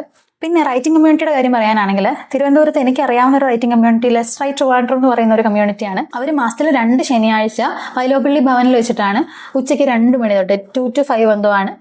ഞാൻ ഒരു തവണ പോയിട്ടുള്ളൂ. അത്യാവശ്യം കുഴപ്പമില്ലാത്തൊരു കമ്മ്യൂണിറ്റിയാണ്. അവർക്കൊരു വാട്സപ്പ് ഗ്രൂപ്പൊക്കെ ഉണ്ട്. അതിലിങ്ങനെ പ്രോംപ്റ്റ് ഒക്കെ ഇട്ടിട്ട് പ്രോംപ്റ്റിൽ നമ്മളൊരു വാക്കായിരിക്കും, ഇപ്പം മഴ അല്ലെങ്കിൽ മലയാളത്തിലോ ഇംഗ്ലീഷിലോ നിങ്ങൾക്ക് അറിയാവുന്ന ഭാഷയിൽ എഴുതാം. അവിടെ ഇരുന്ന് എഴുതാം. നിങ്ങൾക്ക് ഓഫ്ലൈനായിട്ട് അറ്റൻഡ് ചെയ്യാൻ പറ്റിയില്ലെങ്കിൽ ഓൺലൈനായിട്ട് എഴുതിയിട്ട് ഗ്രൂപ്പിൽ പോസ്റ്റ് ചെയ്യാം. അപ്പോൾ അത്യാവശ്യം എൻകറേജിങ് ആയിട്ടുള്ള, ജഡ്ജ്മെൻ്റൽ അല്ലാത്ത ഒരു കമ്മ്യൂണിറ്റിയാണ്. അതും നിങ്ങൾക്ക് ചെക്ക് ചെയ്യാവുന്നതാണ്. ഇങ്ങനത്തെ കമ്മ്യൂണിറ്റീസൊക്കെ എല്ലാ സ്ഥലങ്ങളിലും ഉണ്ട്. നമ്മൾ ചിലപ്പോൾ അറിയാതെ കിടക്കുന്നതായിരിക്കും. ഒന്ന് അന്വേഷിച്ചാൽ കിട്ടാവുന്നതേ ഉള്ളൂ. പിന്നെ ചോദിച്ചിട്ടുള്ള ഒരു ചോദ്യം, പബ്ലിഷറെ എങ്ങനെ ചൂസ് ചെയ്യാമെന്നാണ്. എഴുതുന്ന ആൾക്കാരൊക്കെ ആണെങ്കിൽ ഞാൻ മുന്നേയും പല വീഡിയോസിൽ പറഞ്ഞിട്ടുള്ളതാണ്. എന്നാലും ഒരു പബ്ലിഷറിനെ ചൂസ് ചെയ്യുന്നതിന് മുന്നേ നമുക്ക് എന്താ വേണ്ടതെന്ന് നോക്കുക. നമുക്ക് സെൽഫ് പബ്ലിഷിംഗ് ആണോ, അല്ലെങ്കിൽ വേറെ ഒരു വലിയ ടീമിൻ്റെ കൂടെ വർക്ക് ചെയ്തിട്ടുള്ള ഒരു എക്സ്പീരിയൻസ് ആണോ വേണ്ടത്, നമുക്ക് റവന്യൂ ആണോ വേണ്ടത്, അങ്ങനെ പലതരം. അത് നമുക്കിതെല്ലാം വേണം. അപ്പോൾ നമ്മുടെ ചോയ്സിലുള്ള പബ്ലിഷേഴ്സിനെയൊക്കെ ഒന്ന് കമ്പയർ ചെയ്ത് നോക്കുക. അവരുടെ കോൺട്രാക്റ്റ് ഒക്കെ അവരോട് ചോദിച്ച് മനസ്സിലാക്കുക. അവരുടെ അടുത്ത് വർക്ക് ചെയ്തിട്ടുള്ള ആൾക്കാരുമായിട്ട്, പല ഓതേഴ്സുമായിട്ടൊന്ന് സംസാരിച്ച് നോക്കുക. എങ്ങനെയുണ്ട്, റോയൽറ്റി ഒക്കെ കിട്ടുന്നുണ്ടോ, അല്ലെങ്കിൽ പുസ്തകത്തിൻ്റെ എഴുത്തിന് വേണ്ടിയിട്ടോ സെല്ലിങ്ങിന് വേണ്ടിയിട്ടോ സപ്പോർട്ടീവ് ആണോ, അങ്ങനത്തെ കാര്യങ്ങളൊക്കെ ഒന്ന് അന്വേഷിക്കുക. അതിനുശേഷം കൺവെൻഷണൽ പബ്ലിഷിംഗ് ആണോ അതോ സെൽഫ് പബ്ലിഷിംഗ് ആണോ നോക്കിയിട്ട് വേണം ചൂസ് ചെയ്യാനായിട്ട്. കൂടുതൽ എന്തെങ്കിലും അറിയണമെങ്കിൽ കമൻറ്റ് ചെയ്താൽ മതി. അത് എനിക്ക് തോന്നുന്നു ഒരുപാട് പറയാനുണ്ട് അതിനകത്ത്, വേറെ തന്നെ ഒരു വീഡിയോ ആയിട്ട് എല്ലാം ചെയ്യാം. അപ്പോൾ എന്തെങ്കിലും ഡൗട്ട്സ് ഉണ്ടെങ്കിൽ കമൻറ്റ് ചെയ്താൽ മതി. മസ്റ്റ് റീഡ് ബുക്സ് ഉറപ്പായിട്ടും വായിച്ചിരിക്കേണ്ട പുസ്തകങ്ങൾ ഏതൊക്കെയാണെന്ന് ചോദിക്കുന്നുണ്ട്. അത് നിങ്ങളുടെ പ്രായത്തിനെയും നിങ്ങളുടെ ഒരു സാഹചര്യങ്ങളൊക്കെ ഡിപ്പെൻഡ് ചെയ്തിരിക്കും. അപ്പോൾ നിങ്ങളൊരു 10-14 വയസ്സൊക്കെയുള്ള ടീനേജിലൊക്കെയുള്ള ആളാണെങ്കിൽ വായിച്ചിരിക്കേണ്ട പുസ്തകങ്ങൾ എന്ന് പറയുമ്പോൾ അതിൻ്റെ കാറ്റഗറി ആയിരിക്കില്ല ഒരു 10-30 വയസ്സുള്ള ഒരാളെ സംബന്ധിച്ചുള്ള കാറ്റഗറി. അപ്പോൾ അത് ഡിപ്പെൻഡ് ചെയ്തിരിക്കും. എന്നിരുന്നാലും ഫോർ ടീനേജേഴ്സ് എനിക്ക് തോന്നുന്നത് ഇപ്പോൾ എൻ്റെ മനസ്സിൽ പെട്ടെന്ന് വന്ന കുറച്ച് പുസ്തകങ്ങൾ, ഒന്ന് ഐ ആം മലാല, ഞാൻ മലാല, നല്ലൊരു പുസ്തകമാണ്. പിന്നെ ഉള്ളത് ഇൻ ഓർഡർ ടു ലിവ്, ഇയോൺമി പാർക്കിൻ്റെ, നമ്മൾ റിവ്യൂ ചെയ്തിട്ടുണ്ട്. അതും ഒരു ആത്മകഥ അല്ലെങ്കിൽ അവരുടെ ലൈഫ് സ്റ്റോറി ആയിട്ടുള്ളൊരു പുസ്തകമാണ്. ഒരു നോർത്ത് കൊറിയൻ പെൺകുട്ടിയുടെ കഥയാണ്. പിന്നെ ഞാൻ വിവാഹമോചിത എന്ന് പറഞ്ഞിട്ട് എൻ്റെ കയ്യിൽ ആ ബുക്ക് ഇപ്പോൾ ഇല്ല, ഞാൻ റിവ്യൂ ചെയ്യും. അതും ഈ പറയുന്ന മാതിരി 10 വയസ്സിൽ വിവാഹമോചിത ആവേണ്ടി വന്ന ഒരു പെൺകുട്ടിയുടെ കഥയാണ്. അതൊക്കെ ടീനേജേഴ്സ് വായിച്ചാൽ നല്ലതായിരിക്കും എന്ന് എനിക്ക് തോന്നുന്നു. പിന്നെ ഞാൻ ഈ അടുത്ത് വാങ്ങിയൊരു പുസ്തകമുണ്ട് ഇതേ കാറ്റഗറിയിൽ, 10 വയസ്സിൽ തന്നെ എത്രയോ യുദ്ധങ്ങൾ കണ്ട ഒരു പെൺകുട്ടിയുടെ ട്വീറ്റുകളെല്ലാം കൂടി ചേർന്നൊരു പുസ്തകം. അതും നല്ലൊരു വായനയാന്ന് തോന്നുന്നു. ഇങ്ങനത്തെ പുസ്തകങ്ങളിൽ അല്ലെങ്കിൽ ഗ്രെറ്റ തൻബർഗിന്റെ പുസ്തകം, ഇതൊക്കെ വായിക്കുമ്പോൾ ഒരു പ്രത്യേകത, നമ്മുടെ നാട്ടിൽ നമ്മൾ ജീവിക്കുന്ന സാഹചര്യങ്ങളിലൊന്നും അല്ലാതെ അപ്പം മലാല അല്ലെങ്കിൽ ഇവരൊക്കെ എഴുതുന്ന പുസ്തകങ്ങൾ വായിക്കുന്ന കുട്ടികൾക്ക് വേറൊരു ലോകമായിട്ട് കണക്ട് ചെയ്യാനുള്ളൊരു സാധ്യത കിട്ടും. 1. 2, ഇങ്ങനത്തെ ഇപ്പം നമ്മുടെ നാട്ടിലും സെക്ഷൽ അബ്യൂസ് നേരിടേണ്ടി വന്ന സർവൈവേഴ്സ് ഉണ്ടാവും, അല്ലെങ്കിൽ ബുദ്ധിമുട്ടിൽ നിന്ന് പുറത്തു വന്ന കുട്ടികളൊക്കെ ഉണ്ടാവും. പക്ഷെ എനിക്ക് തോന്നുന്നില്ല അവരൊന്നും ഇതുപോലെ പുസ്തകങ്ങൾ എഴുതിയിട്ടുണ്ട് അല്ലെങ്കിൽ പുസ്തകങ്ങൾ എഴുതാനുള്ള ഒരു സാഹചര്യം അവർക്ക് ഇവിടെ ഉണ്ടോ എന്നുള്ളതാണ്. അപ്പോൾ ഞാൻ ഇങ്ങനത്തെ പുസ്തകം വായിക്കുമ്പോൾ ആലോചിക്കും, നമ്മുടെ നാട്ടിലാണെങ്കിൽ ഒരു പെൺകുട്ടി ഇങ്ങനത്തെ ഒരു പുസ്തകം എഴുതുമോ എന്ന്, എഴുതിയാൽ അവളെ ഫാമിലിയും സൊസൈറ്റിയും സപ്പോർട്ട് ചെയ്യുമോ എന്ന് ഞാനിങ്ങനെ ആലോചിക്കാറുണ്ട്. അപ്പം അത്തരത്തിലുള്ള തോട്ട്സ് ഒക്കെ കുട്ടികൾക്ക് കിട്ടുന്നത് നല്ലതാണെന്ന് എനിക്ക് തോന്നുന്നു. കാരണം ഇത്രയുമൊക്കെ സഫർ ചെയ്തതിന് ശേഷം ഒരു പുസ്തകം എഴുതാന്ന് പറയുമ്പോൾ അത് സംഭവിച്ചതെല്ലാം നാട്ടുകാരോട് പറയുക എന്നുള്ളതിന് അവർക്ക് സ്വന്തമായിട്ടും അവരുടെ സിസ്റ്റത്തിനകത്തുനിന്നും കിട്ടുന്ന സപ്പോർട്ട് ഭയങ്കര മോട്ടിവേഷണലാണ്. അപ്പോൾ ഈ ഒരു കാറ്റഗറിയിൽ ആൺകുട്ടികളുടെ പുസ്തകമൊന്നും എൻ്റെ ഓർമ്മയിൽ വരുന്നില്ല. നിങ്ങൾക്ക് വല്ല അറിയാമെങ്കിൽ എനിക്കൊന്ന് കമൻറ്റ് ചെയ്ത് തരണേ. യൂഷ്വലി ഞാൻ കാണുന്ന പുസ്തകങ്ങളൊക്കെയാണ് പറഞ്ഞത്. ഇപ്പോൾ ടീനേജേഴ്സിന് ഒരുപാട് പേരോട് ചോദിക്കുന്നത് ടീനേജേഴ്സിൻ്റെ പുസ്തകങ്ങൾ. ഞാൻ അതിൽ ഈ പറഞ്ഞ കാറ്റഗറിയിൽ 2 ബുക്ക് എനിക്ക് വായിക്കാൻ പെൻഡിങ്ങാണ്. അപ്പോൾ അതുകൂടെ തീർത്തിട്ട് ഒന്നിച്ച് വീഡിയോ ചെയ്യാമെന്ന് വെച്ചിരിക്കുക. അത് നമുക്ക് ചെയ്യാം. പിന്നെ നിങ്ങളൊരു അഡൽട്ടാണ് അല്ലെങ്കിൽ വായിക്കാൻ ഇഷ്ടമുള്ള ആളാണെങ്കിൽ അടുത്തുള്ളൊരു ലൈബ്രറി പോയിട്ടോ അല്ലെങ്കിൽ കുറച്ച് ബുക്ക് വാങ്ങിയിട്ടോ നിങ്ങളുടെ കാറ്റഗറി വായന നിങ്ങൾക്ക് ഇഷ്ടമുള്ള ഏരിയ ഏതാണെന്നൊന്ന് കണ്ടുപിടിച്ച് നോക്കുക. ചില ആൾക്കാർ ഈ ചെറിയ പുസ്തകങ്ങൾ വായിക്കാൻ, കഥകൾ വായിക്കാൻ ഇഷ്ടമുള്ള ആളായിരിക്കും. ഞാൻ എൻ്റെ ഒരു സുഹൃത്തിൻ്റെ അടുത്തു നിന്നാണ് പത്മരാജൻ്റെ കുറച്ച് പുസ്തകങ്ങൾ വാങ്ങിച്ചുകൊണ്ട് വന്നത്. അപ്പോൾ അദ്ദേഹത്തിന് ഇതിൻ്റെ ഒരു വലിയ കളക്ഷൻ തന്നെയുണ്ട്. പത്മരാജൻ്റെ പുസ്തകങ്ങൾ, ഇങ്ങനത്തെ ചെറിയ പുസ്തകങ്ങളില്ലേ, ഞാൻ വീഡിയോ ചെയ്യാനും കൂടിയിട്ട് വാങ്ങിയിട്ട് വന്നതാണ്. അപ്പോൾ നിങ്ങൾ ട്രൈ ചെയ്യുക, ചിലപ്പോൾ നിങ്ങൾക്ക് ഇതായിരിക്കും വർക്കാവുക. അല്ലെങ്കിൽ നിങ്ങൾ ഒരു ദേശത്തിൻ്റെ കഥ പോലത്തെ ഒരു വലിയ പുസ്തകം, ചിലപ്പോൾ ഇങ്ങനത്തെ പുസ്തകങ്ങളായിരിക്കും നിങ്ങൾക്ക് വർക്കാവുക. അതല്ലെങ്കിൽ ക്ലാസിക്കിൽ തന്നെ ഈ പറയുന്ന പോലെ പ്രണയം വിരഹം കാറ്റഗറി ഉണ്ടല്ലോ, മഞ്ഞ്, റഷ്യ, ഇതൊക്കെ ട്രൈ ചെയ്യുക. അപ്പം നമുക്ക് വായിക്കാനുള്ള കാറ്റഗറിയിൽ നമ്മളെ ഏതാണ് പിടിച്ചിരുത്തുന്നത് നോക്കിയിട്ട് നമുക്ക് ആ വായനയിലേക്ക് സ്വിച്ച് ചെയ്യുന്നതായിരിക്കും നല്ലത്. എന്നാലേ നമുക്കൊരു ഹാബിറ്റായിട്ട് കൊണ്ടുപോകാൻ പറ്റുള്ളൂ. ഡയറ്റ് പോലെ വായന നമുക്ക് ഈ ജീവിതകാലം മൊത്തം ചെയ്യാൻ പറ്റണ്ടേ, കുറച്ചു കാലം ചെയ്തിട്ട് നിർത്തുകയല്ലോ. അപ്പം നമ്മുടെ ടൈപ്പ് ഓഫ് റീഡ് ആദ്യം കണ്ടുപിടിക്കുക. പിന്നെ ഉറപ്പായിട്ട് വായിച്ചിരിക്കേണ്ട പുസ്തകങ്ങളാണെങ്കിൽ ജയമോഹൻ്റെ 100 സിംഹാസനങ്ങൾ ഒരു സജഷനാണ്, അംബേദ്കറിൻ്റെ അനിഹിലേഷൻ ഓഫ് കാസ്റ്റ് ഒരു സജഷനാണ്. പിന്നെ ഈ പറഞ്ഞ 2ഉം ഒരു കാസ്റ്റ് അല്ലെങ്കിൽ റിസർവേഷൻ ബേസ്ഡ് പുസ്തകങ്ങളാണ്. അല്ലാതെ പറയാനാണെങ്കിൽ പെട്ടെന്ന് മനസ്സിലേക്കൊന്നും വരുന്നില്ല. എന്തെങ്കിലും വന്നാൽ ഞാനിവിടെ ലിസ്റ്റ് വല്ലതും കൊടുത്തേക്കാം. പിന്നെ കുറച്ച് ചോദ്യങ്ങൾ എനിക്ക് ഇൻസ്റ്റഗ്രാമിൽ നിന്ന് കിട്ടിയതാണ്. അതിലൊരു ചോദ്യം ഈ ഫസ്റ്റ് ടൈമറായിട്ട് പബ്ലിഷിങ്ങിൽ വന്നപ്പോൾ ഉള്ള അവോയ്ഡൻസ് ഒക്കെ റിലേറ്റഡ് ആണ്. അതുണ്ടായിരുന്നു. അതിപ്പോഴും ഈ പറയുന്ന സിസ്റ്റം ഒന്നും ഒരു ഫസ്റ്റ് ടൈമായിട്ട് വരുന്ന എഴുത്തുകാരനെയോ പബ്ലിഷറായിട്ട് വരുന്ന ഒരു എഴുത്തുകാരനെ തീരെ സപ്പോർട്ട് ചെയ്യത്തില്ല. അപ്പം ഞാനിപ്പോൾ വേറെ ഏതെങ്കിലും ഒരു പബ്ലിഷറിൻ്റെ കൂടെ പോയി പബ്ലിഷ് ചെയ്യുകയാണെങ്കിൽ അവർ കുറച്ചും കൂടെ നമുക്ക് സ്പേസും വിസിബിലിറ്റിയും തരും. അതർവൈസ് ഒരു പബ്ലിഷറായിട്ട് ചെയ്യുമ്പോൾ നമ്മളൊരു കോമ്പറ്റീറ്ററാണ്. അപ്പോൾ നിങ്ങൾ പബ്ലിഷിങ്ങിലേക്ക് വരാൻ ഇഷ്ടപ്പെടുന്ന ഒരാളാണെങ്കിൽ അത്ര ഒരു വെൽക്കമിങ് ആയിട്ടുള്ളൊരു സ്പേസ് ഒന്നും അല്ല. നമ്മുടെ കാര്യങ്ങളൊക്കെ നമ്മൾ കണ്ടുപിടിച്ച് ചെയ്തെടുക്കണം. കോമ്പറ്റീഷൻ നമ്മൾ ഇറങ്ങുമ്പോൾ തന്നെ തുടങ്ങും. അപ്പോൾ ഒരുപാട് ബുക്സ് ഡെയിലി വരുന്നുണ്ട്. അപ്പോൾ അതിനിടയിൽ നമ്മുടെ ബുക്ക് വായിക്കപ്പെടേണ്ട ഒരു സാധ്യത ഉണ്ടല്ലോ. ഇപ്പോൾ ആൾക്കാർ പറയത്തില്ലേ റീൽ ചെയ്താണ് പുസ്തകം വായിക്കപ്പെടുന്നതെന്നൊക്കെ. എനിക്ക് തോന്നുന്നത് പലപ്പോഴും നമ്മുടെ നാട്ടിലെ ബുക്ക് സ്റ്റോളുകളിലൊന്നും ഈ മേജർ അല്ലാത്ത പബ്ലിഷേഴ്സിൻ്റെ ബുക്ക് വെക്കാൻ പറ്റില്ല, ബുക്ക് വെക്കാനുള്ള പെർമിഷൻ ഇല്ല. അങ്ങനെ ഇരിക്കെ നമുക്ക് ആകെയുള്ളൊരു വിസിബിലിറ്റി കിട്ടുന്ന സ്ഥലം ഇൻസ്റ്റാഗ്രാമും ഫേസ്ബുക്കും മാത്രമാണ്. അപ്പോൾ ആ സ്ഥലത്ത് പോയിട്ട് നമ്മുടെ പുസ്തകത്തിനെ കുറിച്ച് പറയാനല്ലാതെ വേറെ ഒരു വഴിയില്ല. അപ്പം അതുകൊണ്ട് ആസ് എ ന്യൂ കമ്മർ നല്ലോണം അവോയ്ഡൻസ് അല്ലെങ്കിൽ വെൽക്കമിങ് അല്ലാത്തൊരു സ്പേസ് തന്നെയാണ്. ഇപ്പോഴും അതങ്ങനെ തന്നെയാണ്. അപ്പോൾ അത് പക്ഷേ നമ്മൾ ഓരോ ഹേർഡിൽസ് ആയിട്ട് ഇങ്ങനെ മറികടന്ന് പോവുകയാണ്. പിന്നെ ഈ ഒരു മേഖലയിൽ എനിക്ക് തോന്നിയിട്ടുള്ള കാര്യം, നമ്മളൊരു ഫസ്റ്റ് ടൈമർ ആണെന്ന് തോന്നിപ്പിക്കാത്ത രീതിയിൽ നമ്മുടെ പുസ്തകത്തിൻ്റെ ക്വാളിറ്റി നന്നായിട്ട് ഇമ്പ്രൂവ് ചെയ്യുക. അപ്പോൾ നമ്മൾ ഈ പറയുന്ന പുസ്തകങ്ങളുടെ ഇടയിൽ നമ്മുടെ ഒരു പുസ്തകം വരുമ്പോൾ അതിനകത്തൊന്നുമില്ല എന്നാരും പറയത്തില്ല. വായിച്ച് ആൾക്കാർക്ക് ഇഷ്ടമാകുന്നിടത്തും കൂടിയാണ് വായന ഇരിക്കുന്നത്. അത് ഞാനിവിടെ നിന്നൊരു പുസ്തകം എടുക്കാനുള്ള ഒരു ശ്രമത്തിലാണ്. പക്ഷെ ഞാൻ നേരത്തെ പറഞ്ഞിട്ടുണ്ട്, അതായത് ആദ്യത്തെ എഡിഷനും ഇപ്പോഴത്തെ എഡിഷനും തമ്മിലുള്ള വ്യത്യാസം, നമ്മൾ അതിൽ അത്രയും പഠിച്ചതും അത്രയും കാര്യങ്ങൾ മനസ്സിലാക്കി വന്നപ്പോൾ അതനുസരിച്ചുള്ള ഒരു ഭംഗി അതിന് വന്നിട്ടുണ്ട്. ഒരുപാട് കാര്യങ്ങൾ മാറി. ഞാൻ പിന്നെ അത് പറയുന്നില്ല. ഏറ്റവും ഇളയ കുട്ടിയുടെ പഴയ കവറും പുതിയ കവറും. അപ്പോൾ ഇത്രയൊക്കെ നമ്മൾ പഠിച്ചുകൊണ്ടാണ് നമ്മൾ ഇങ്ങനെ മാറിയത്. ഈ കവറിന് ഒത്തിരി ഫാൻസൊക്കെ ഉണ്ട്. സ്റ്റിൽ ഈ കവറാണ് കുറച്ചും കൂടെ ക്യാച്ചിങ് എന്നാണ് എനിക്കും തോന്നുന്നത്. അപ്പോൾ ഇതാണ് ഇപ്പോൾ പോകുന്ന പുസ്തകം. സോ ദാറ്റ് നമ്മൾ പഠിക്കുന്ന കാര്യങ്ങൾ ഇങ്ങനെ അപ്ലൈ ചെയ്ത് ഒരു ഫസ്റ്റ് ടൈമറിന്ന് നമ്മളെ തോന്നിപ്പിക്കാത്ത രീതിയിൽ അക്ഷരത്തെറ്റുകളോ അല്ലെങ്കിൽ വാക്യഘടനയിലുള്ള മിസ്റ്റേക്സ് ഒക്കെ പരമാവധി കുറയ്ക്കുക. ഒരു പോയിന്റ് എത്തും വിത്ത് 0 എറർ. കാരണം ഞാനിപ്പോൾ പ്രൂഫ് റീഡിംഗ് ഒക്കെ അല്ലാതെയും പുറത്തൊന്നും ചെയ്യുന്നുണ്ട്, മറ്റുള്ളവർക്കും ചെയ്ത് കൊടുക്കുന്നുണ്ട്, നമ്മളും ചെയ്യുന്നുണ്ട്. അപ്പോൾ എനിക്ക് മനസ്സിലാവുന്നത്, നമ്മളിങ്ങനെ നോക്കുമ്പോൾ ഒരു 0 എററുള്ള പുസ്തകം എന്ന് പറഞ്ഞാൽ അതിൻ്റെ ക്വാളിറ്റി, അതിൻ്റെ എഴുത്ത് വൈസുള്ള ക്വാളിറ്റി പോലെ തന്നെ ഇമ്പോർട്ടൻ്റ് ആണ് അതിനുള്ളിൽ എറേഴ്സ് കുറയുക എന്നുള്ളത്. ഇൻ ദാറ്റ് സെൻസ് അത് അങ്ങനെ തന്നെ ആയിരിക്കണം. എന്നാൽ ക്വാളിറ്റി ഭയങ്കര മാറ്റേഴ്സാണ്. പിന്നെ ഒരു ചോദ്യം ഉള്ളത്, നമ്മളിപ്പോൾ ബാക്കിയുള്ള എല്ലാ പബ്ലിക്കേഷൻസിൻ്റെ പുസ്തകങ്ങളും പ്രൊമോട്ട് ചെയ്യുക അല്ലെങ്കിൽ വായിച്ച് റീൽ ചെയ്തൊക്കെ ചെയ്യുന്നുണ്ടല്ലോ. ഞാനത് എഴുതി വെച്ചിരിക്കുക, എനിക്ക് തന്നെ വായിക്കാൻ പറ്റുന്നത്. ഓക്കെ, അതാണ് കഥ. ഇതാണ്, ഞാനൊരു പബ്ലിഷറാണ്. സ്റ്റിൽ ഞാൻ ബാക്കി പബ്ലിക്കേഷൻസിൻ്റെ ബുക്സും വായിച്ച് റീലോ വീഡിയോ ഒക്കെ ചെയ്യാറുണ്ട്. അപ്പോൾ അത് നമ്മുടെ പബ്ലിഷിങ്ങിനെ ബാധിക്കില്ലേ എന്നാണ് ചോദ്യം. പോയിന്റ് ദിസ്, നമ്മൾ പബ്ലിഷിങ്ങിലുള്ളപ്പോൾ നമ്മുടെ ജോലി മര്യാദയ്ക്ക് ചെയ്യുക. നമ്മൾ എഴുതുന്നുണ്ട്, അല്ലെങ്കിൽ ഞാൻ എഴുതുന്നുണ്ട്, ബാക്കിയുള്ളവരെ പബ്ലിഷ് ചെയ്യാനും എഴുതാനും സഹായിക്കുന്നുണ്ട്. അപ്പോൾ എനിക്കറിയാവുന്ന കാര്യങ്ങൾ ഓരോ ദിവസവും മെച്ചപ്പെടുത്തി എനിക്ക് അതിനകത്ത് ഭയങ്കര ഒരു വിന്നിങ്ങാണ്. ഞാനിങ്ങനെ ഇന്ന് ചെയ്ത പോലെയല്ല നാളെ ചെയ്യുന്നതെന്നുള്ളത്. അങ്ങനെ നമ്മൾ വിൻ ചെയ്ത് ചെയ്യുമ്പോൾ അതിൻ്റെ ഒരു റിഫ്ലക്ഷൻ അപ്പുറത്തുള്ള, അപ്പം നമ്മളിവിടെ വർക്ക് ചെയ്യുന്ന ഓതർ ആണെങ്കിലും അല്ലെങ്കിൽ ഓതർ കോച്ചിങ് എടുക്കുന്ന ആളാണെങ്കിലും പ്രൂഫ് റീഡിംഗ് സർവീസ് എടുക്കുന്ന ആളാണെങ്കിലും അപ്പോൾ അവർക്കൊക്കെ നമ്മളെടുത്തുന്ന ഒരു പുസ്തകത്തിൻ്റെ റിവ്യൂ കേട്ടിട്ട് അത് വാങ്ങാൻ തീരുമാനിക്കുന്ന ഒരാളാണെങ്കിലും ഇവർക്കൊക്കെ ആ ഒരു എന്താ പറയുക, ഉറപ്പ് വരും. നമ്മുടെ ക്രെഡിബിലിറ്റി മാറുകയാണ്, കുറച്ചും കൂടി മെച്ചപ്പെടുകയാണ്. അപ്പോൾ ആ ഒരു സംഗതി എനിക്കിഷ്ടമാണ്. ഇപ്പം ഞാൻ ഇന്ന് വായിക്കുന്ന പുസ്തകം DCD ആണെങ്കിൽ നാളെ ചിലപ്പോൾ ഞാൻ മാതൃഭൂമിയുടെ ബുക്കായിരിക്കും വായിക്കുക. രണ്ടും ഞാൻ വീഡിയോ ചെയ്യുന്നുണ്ടാവും. എനിക്കിതിൽ നിന്ന് മോണിറ്ററി ബെനിഫിറ്റ് ഉണ്ടെങ്കിലും ഇല്ലെങ്കിലും ഞാൻ ചെയ്യുന്നുണ്ടാവും. അതെന്താണെന്ന് വെച്ച് കഴിഞ്ഞാൽ നമുക്ക് വായന ഇഷ്ടപ്പെട്ട് ചെയ്യുന്നതാണ്. നാളെ ഒരു മോണിറ്ററി ബെനിഫിറ്റ് അതിൽ നിന്ന് കിട്ടുവാണെങ്കിൽ സന്തോഷം. ഇപ്പോൾ കിട്ടുന്നില്ലെങ്കിലും അത് ചെയ്യുമ്പോൾ എനിക്ക് തോന്നുന്നത് നമ്മൾ വായനയും സാഹിത്യത്തിനെയാണ് ഇഷ്ടപ്പെടുന്നത്.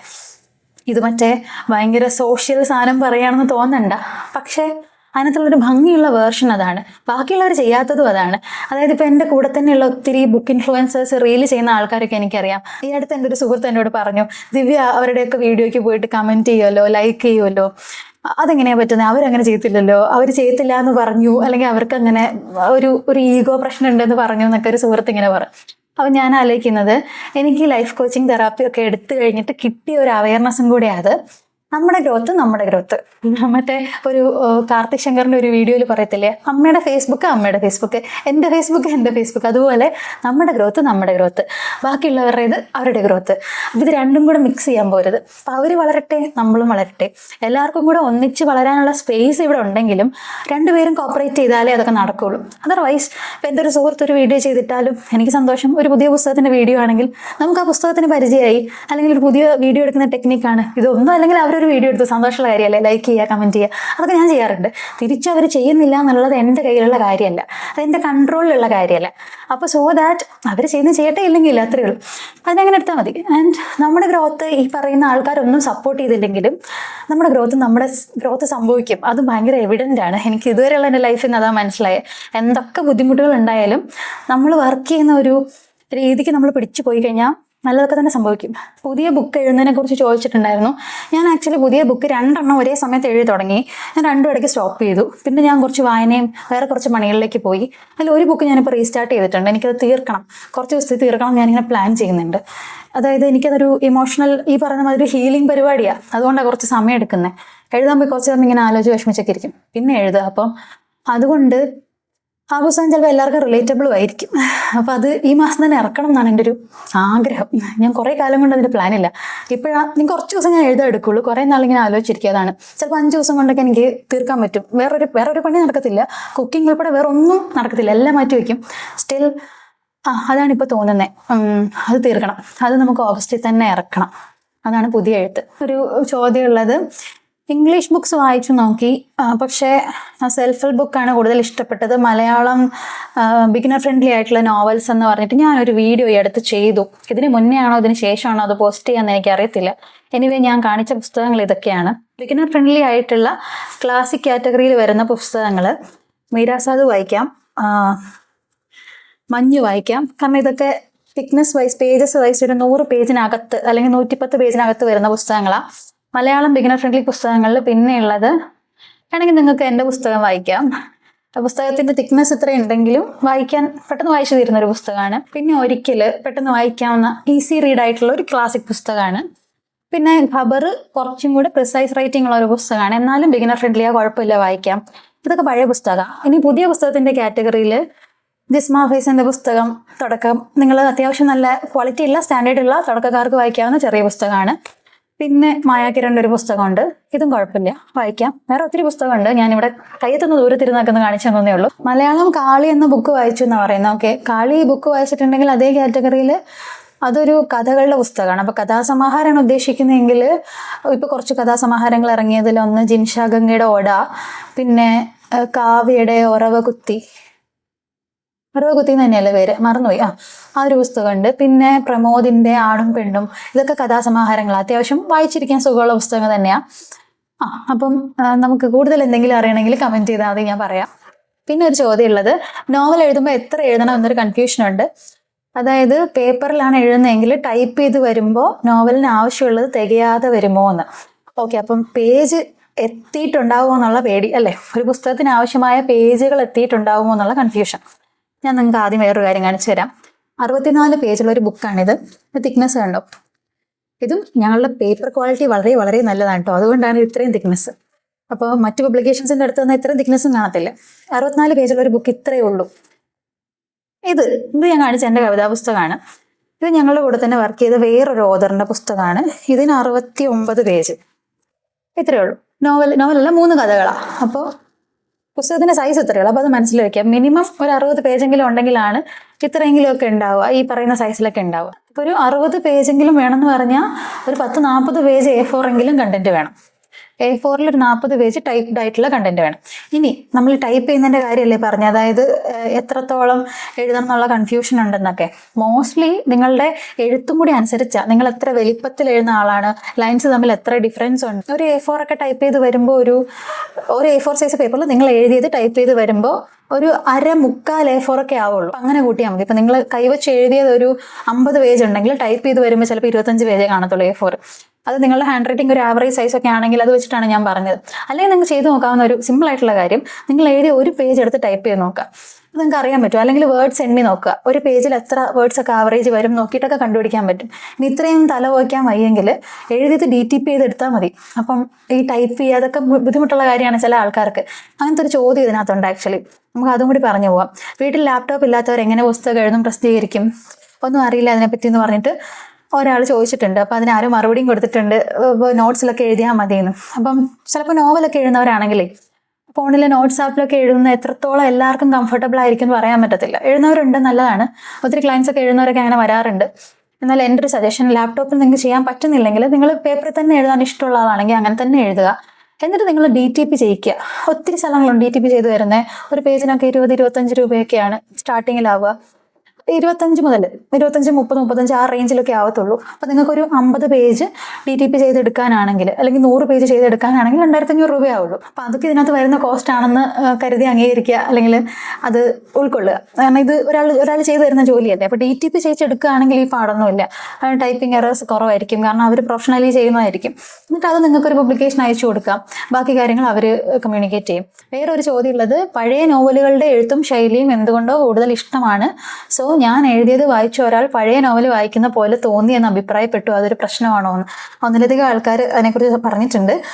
അതായത് ഇപ്പം ഞാനിപ്പോൾ ഒരു ബുക്ക് കാണിച്ചില്ലേ, അതെവിടെ പോയി, ഇത് ഞങ്ങളിവിടെ പബ്ലിഷ് ചെയ്ത ഒരു ഓതറാണ്. അദ്ദേഹം നല്ല പ്രായമുള്ള മനുഷ്യനാണ്. നമുക്ക് സ്വാതന്ത്ര്യം കിട്ടിയ വർഷം ജനിച്ച മനുഷ്യനാണ്. അത്ര വയസ്സുണ്ട്. അപ്പോൾ പുള്ളിയുടെ എഴുത്ത് പുസ്തകം ഞങ്ങൾ കഴിഞ്ഞ മാസം പബ്ലിഷ് ചെയ്തതാണെങ്കിലും എഴുത്ത് വളരെ ഒരു പഴയ സ്റ്റൈൽ ഓഫ് എഴുത്താണ്. എനിക്ക് മനസ്സിലാവുന്നത് അതിന് ഒരു ക്രൗഡ് ഓഫ് വായനക്കാരുണ്ട്.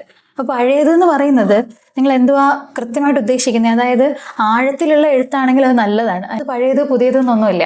അപ്പോൾ പുതിയ കാല എഴുത്തിനകത്തൊരു ഈസി റൈറ്റിംഗ് കൂടുതലായിട്ട് കയറി വന്നിട്ട് അങ്ങനെ ആഴത്തിലുള്ള എഴുത്ത്, കുറച്ച് വാക്യഘടനയിൽ ഭംഗിയുള്ള ഭാഷയും സാഹിത്യമുള്ള എഴുത്ത് നഷ്ടപ്പെട്ടു പോകുന്ന പോലെ എനിക്ക് തോന്നുന്നത്. അപ്പോൾ നിങ്ങൾ അങ്ങനെ എഴുതാൻ കഴിവുള്ള ഒരാളാണെങ്കിൽ അത് കോംപ്രമൈസ് ചെയ്യേണ്ട കാര്യമില്ല, അങ്ങനെ തന്നെ എഴുതുക.